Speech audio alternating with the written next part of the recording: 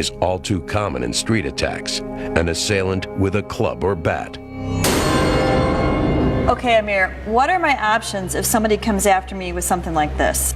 Well, overall, the concept and the main principle is to close the distance suddenly and explosively, so the lower and closer you get, you deal with less resistance. The natural reaction to attack with a bat is to raise your hand over your head and cover up. And that causes people to break their arm because of the angle, 90-degree angle.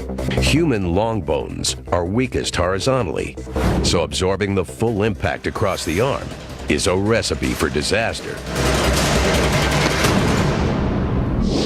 Just leaning forward and sending your hand forward, you see that you're already starting to deflecting and redirecting the stick. Right. If you lower yourself more, the stick will be deflected away from you.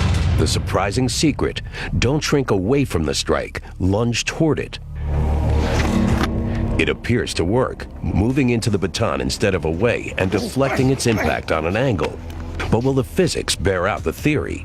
What we're going to do is we're going to try to test that theory out using a couple different things. First of all, we have a stick that we've instrumented. Okay, so this is a standard kind of stick that you might come up against, right? Mm-hmm. So, and what I've done is we've put an accelerometer on the top of it. We're going to have you actually test this theory on a crash test dummy. Substituting for a real human is our crash test dummy, with its arm strapped into a common defensive position, perpendicular to the angle of attack. Sensors inside the arm will measure the impact of the blow, and an accelerometer in the baton will measure the speed. Amir, are you ready? Ready. 3, 2, 1, strike.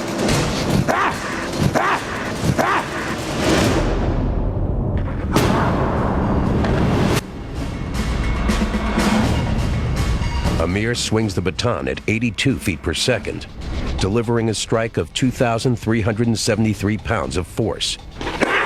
The nightstick Amir is using is a standard police baton made of hardened nylon that flexes on impact. Yet it delivers over a ton of force. Easily enough to break both the ulna and the radius bones in the forearm.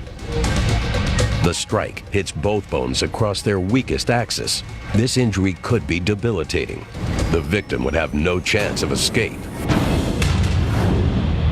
The crew repositions the dummy for the next test, but now its arms are extended forward in line with the angle of attack, the angle that experts recommend for self-defense. Okay, Amir, is this basically how someone should react when someone comes at him with a bat? About, yes. Okay, so kind of in this position. That's correct. Okay. Okay, you ready, Amir? Ready.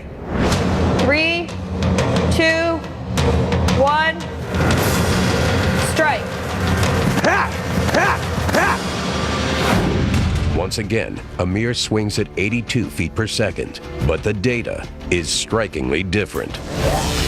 Because of the angle of the arm, he deals the dummy only a glancing blow, with a measured impact of only 200 pounds of force, 1/10 the force of the initial strike, and not nearly as likely to break bones.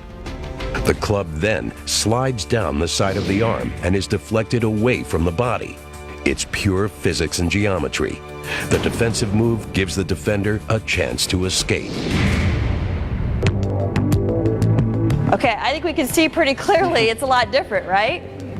The concept is, again, to close the distance, you deflect and redirect the attack. So we're talking the difference between having an abrasion or a scratch versus a broken arm. Well, that's great information to know, because I never would have thought of that.